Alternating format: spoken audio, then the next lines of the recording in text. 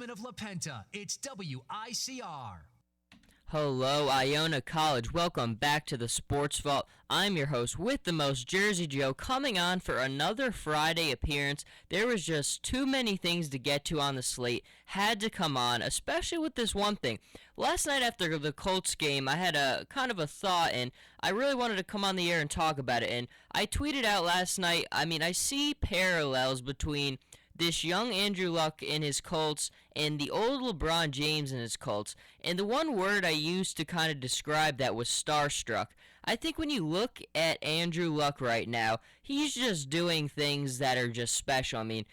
People weren't lying. When this kid came out of Stanford, this is a once-in-a-generational type of talent. This is one of those guys where when it's all said and done, we're going to be looking back at his career and saying, this guy was one of the best, one of the greatest of all time.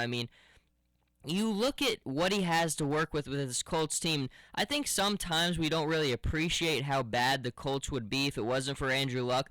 You look at the offensive side of the ball. What does he have to work with? Your best receivers are T.Y. Hilton. Reggie Wayne, I love him. He's been great, but he's past his prime. You don't have a lot of offensive talent on that team. Without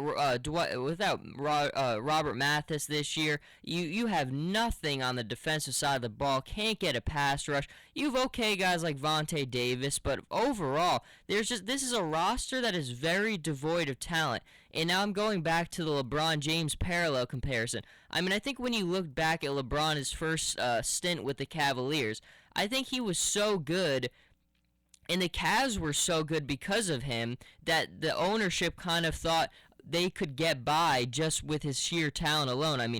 What was the biggest problem I've had with the Cavs in the past? They just never surrounded LeBron with the talent he needed. His best players were Daniel Gibson, Zydrunas Ilgauskas, Anderson Varejao. Embarrassing. You've got to give the guy help. That's why LeBron couldn't get past the Spurs. He took that Cavs team in 2007 as far as any human being could possibly take a team.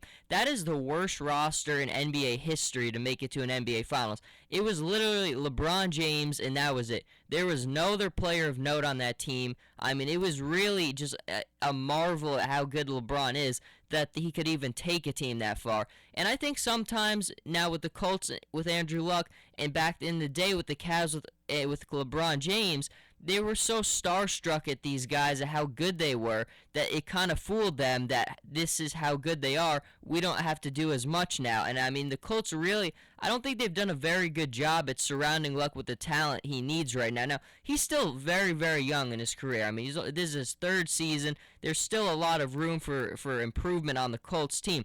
But the time is now. It's not a couple years from now. I don't want to start to hear, Andrew Luck can't get past this point in the playoffs. Because if it is, if you took Andrew Luck and you put him if you gave him that Bengals roster right now, he would make deep runs into the playoffs every year. Because you look at some of those weapons, man, unbelievable. He just doesn't have a ton of talent. But that was my main thought.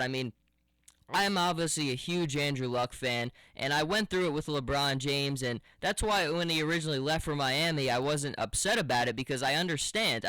These guys are all about winning. You look at LeBron, you look at Andrew Luck, they have that special mindset where there's only one thing that matters to them, and that's being the best, getting better every single week, every single year, always doing whatever it takes to win. And it's just a marvel to watch these guys. They're special talents that only come around every once in a while. And I see that parallel between the teams not surrounding them with the talent they need. So that's my thought there, and hopefully that will be corrected. But right now, Andrew Luck, just the way he's playing. Last night winning the game 33-28. At halftime they were up. They had scored 24 points in the first quarter. Unbelievable. It got close at the end, a couple turnovers, but overall the Colts were able to pull away with the win, and it was finally a competitive Thursday night game, which we really haven't seen so far. But that is going to do for that part. Now, moving along to more football. It's a very heavily football show right now.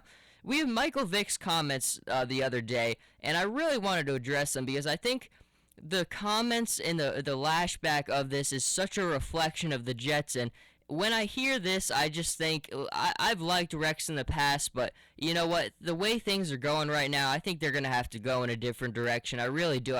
You had Michael Vick admitting he was unprepared for Week 5 for Week 5 when he got put in the Chargers game. It was a blowout. They couldn't get anything going with Geno. The Chargers were up huge, so they put Michael Vick in, and he performed horribly, possibly even worse than Geno Smith did, and he said his excuse was he was unprepared. Now, we'll address that before we get to Rex's response to that, but that is just the epitome of just inexcusable. You are a backup quarterback. It doesn't matter if you're the starter, if you're the backup, you're the third string. It's your job, your responsibility to be prepared week by week as if you're going to be the starter. It does, and Michael Vick should know with the way things are going with that offense, there's a very good possibility that he will be starting, that he'll get a chance to play. And just the fact that you weren't prepared and you admit that you weren't prepared, that is embarrassing. If I was a head coach and my player told me that he was unprepared, I would cut him on the spot. I would either cut him if I had the ability to, or I wouldn't even acknowledge him, wouldn't play him the rest of the year. It's embarrassing as a professional to not be prepared. I mean, there's no excuse. There is not one excuse to say that you weren't prepared to come into the game when that's your job. You have the entire week, the whole week, your only job is prepare for the team. Watch the film, participate in the practices. You should be doing everything human possible. There's a reason why Andrew Luck, we'll go back to him, is so good. It's because what is the number one thing? He is always prepared. The one thing I'll never forget about Peyton Manning is in the Book of Manning, it was a documentary the SEC Network made, maybe I think it was last year, on the Manning family, and the one line out of that really resonated with me was Peyton Manning is so afraid of being unprepared that he over-prepares. Now, I mean, what does that tell you about a guy like Peyton Manning? I mean, we all know the legendary work ethics of the Tom Bradys, the Peyton Mannings. There's a reason why those guys are so good, especially for Brady, because I think if you look at sheer talent alone in terms of athleticism, Manning and Brady don't stand out from the crowd. I mean, Andrew Luck is one of those special ones where he's got the athleticism to go along with that work ethic, which just puts him in a different level. But Peyton Manning and Tom Brady, I've never thought their athleticism is what set them apart. I mean, it is just hard grinding, dedication to your craft, and it is just so admirable. And that line, I mean, Peyton Manning is so afraid of being unprepared that he over-prepares. That's a thing that always, and that's what makes you a good quarterback. And Michael Vick, quite frankly, it's embarrassing. And Rex, I mean, made it even worse. I mean, he pretty much applauded it. His response to it was, I mean, let me just get it right here. It took guts. He said, Michael Vick's response, which drew national criticism, and that this is Rex saying it took guts, and it was exactly what I wanted. I wanted guys to take a stand and admit that, you know what, I can do more. Ryan said, I think that what Mike is doing, he knows what's going to be said about him, yet he chose to take that stand. I mean, just, you're pretty much advocating, giving him an excuse to kind of this behavior, and it's just a reflection of the head coach partially, I think. I mean, if you had a hard-nosed head coach in there, you'd be terrified if you said you weren't prepared. I mean, it's just a reflection of the Jets coaching staff, of the Jets culture right now, and it is a mess, and it's going to be an ugly season right now. And either way, regardless of if what happens with Geno or what happens with Michael Vick, things are just aren't working right now. They're going to have to go in a different direction. I mean, that quote right there is just inexcusable. This is your guy. He admits he's unprepared when you're going to need him, when he's a professional being paid millions of dollars to do this job. There's no excuse. I mean, I wish I could try to sit here and come up with maybe a counter argument to this, but there is no counter argument. You need to be prepared every single week. Rex Ryan did not do a good job at handling this situation, and that's the end of the story there. Let's move on, though, to the next thing, going into the college football strata. Now, Todd Gurley, obviously, for the Georgia Bulldogs, tremendous running back. I mean, the first couple games this year, he's just been sensational playing. I think he's really him and Amir Abdullah are probably the only two running backs I would put into the Heisman conversation right now. They've just had very, very good years. But obviously now Todd Gurley is going to be out for the rest of the year. And that right there is just very, very just disappointing, because you watch this kid play. He's so special. He's a really fun guy to watch. But you know what? It's the NCAA rules, and there's still a lot of things coming out on that front. But the one thing that I'm thinking of here is, I mean, you look at the SEC standings, and it's kind of weird. You have the SEC East and the SEC West. The SEC West is stacked right now. You have Auburn, Ole Miss, Mississippi State, Texas A&M, Alabama, LSU, and Arkansas. I mean, you have 3 of those teams right there are 5-0. Auburn, Ole Miss, and Mississippi State all 5-0. You have Texas A&M at 5-1 and Alabama at 4-1, and then LSU at 4-2. But then you go to the SEC East, and it's a very different picture. I mean, you have Missouri, Georgia, and Florida. Missouri and Georgia are both 4-1.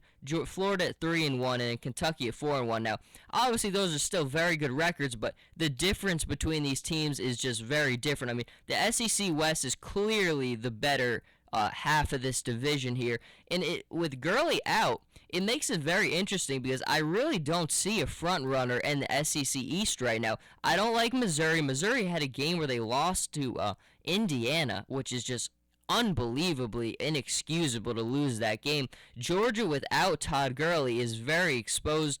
I mean, I like Booker Mason. I think he's okay, but his effectiveness really gets brought out by Todd Gurley running the ball well. So not having Todd Gurley is really going to hurt Georgia. Florida, I just can't. I mean, Jeff Driscoll was just a disaster. Their backup quarterback, who played well when he came in, now he's got legal issues at the forefront, which makes things bad there. So I don't trust Florida on offense. Kentucky, I still don't trust. I think they're still an emerging program. South Carolina is the weird one. I mean, they're the team you would really think would just, I mean, they're getting every single advantage and opportunity to take the SEC East. I mean, they've already got three losses, but still, you've got there. I still am not ready to give up on South Carolina. I still like Dylan Thompson as a passer.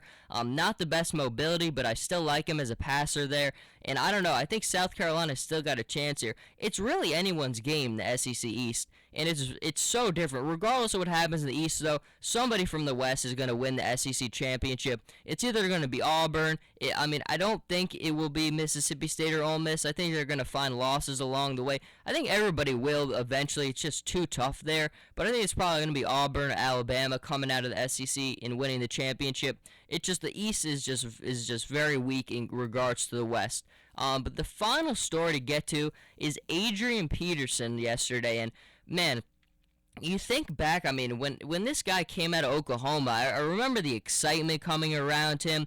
I mean, he was one of my favorite running backs for a while. I'm just watching him play, his toughness, really just helping the Vikings for a while there. He was really all they had. Tavares Jackson was their quarterback there, and I mean, he was just a lot of fun to watch his first couple years, but talk about a fall from grace. I mean, this guy has just become just such an embarrassment. It's not even funny. I mean, you had the child abuse allegations, which was very, very serious. At that point, I was just done with Adrian Peterson as it was.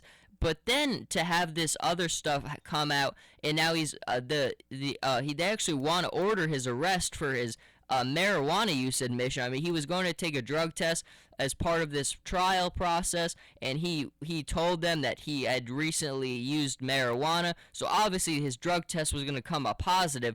And I mean, that is just, I mean, have some self-awareness. You're going through just massively important things that are, I mean, this is your job, your life, your livelihood on the line here, and you go out and you're using drugs at an important time like this. I mean, it's embarrassing. Have some self-awareness. I'm done with Adrian Peterson at this point. I really am. This guy is just a laughing stock. I mean, first you're going through this stuff, and now you're using drugs when you're going through a trial. And I mean, it's probably smart to think to maybe stay out of trouble and not do stupid things in the middle of this really intense situation. And you go and do this. I mean, Adrian Peterson's a fool. He's an idiot. I mean, you could use any words you want to put here, but it's just lacking self-awareness, lacking intelligence in any regard there. And look, I don't care if he ever plays in the league again. He will, because in the NFL today, I mean, as long as you can still play, somebody's going to give you a chance. But you know what? The organizations that still hold themselves to some regard will not ever let this guy play in their team again, and I sure know that I wouldn't. But Adrian Peterson just from bad to worse now, and I hope he gets arrested, because it just takes such low regard and such low self-importance. I mean, to go through and use drugs in a situation like this. I mean, I'm struggling to kind of comprehend how stupid somebody could be, but Adrian Peterson, I guess, takes it to a different level and always shows you that no matter how dumb you think somebody can be, they could be even dumber. So that is going to wrap it up for this Friday edition. As I went on the air yesterday, thankfully got off to a good start with a Thursday night win. It's always good to get that first Thursday night game, get the win, because it really sets you up for a lot of success in the weekend. So I'm very happy we could get that win with the Colts last night. Big college football games. No soccer this weekend, international break, but there will be some fun games there as well. But overall, it's going to be another great sports weekend. We got baseball in the forefront tonight. I said it on Monday on the TheSportsVault. I think we're destined for orange and black October. I think it's going to be O's and Giants. Should be a lot of fun, though. I'm pulling for my man Buck Showalter. I've been on the Orioles all year, so I'm really hoping they can get it. But it's going to be a fun series. Two young teams. The Giants-Cardinals, not as excited for. I mean, I've seen that story so many times already. But the Orioles and the Royals, I'm going to be very excited for. Should be a lot of fun. But everyone, thank you for tuning in, and everyone have a great weekend.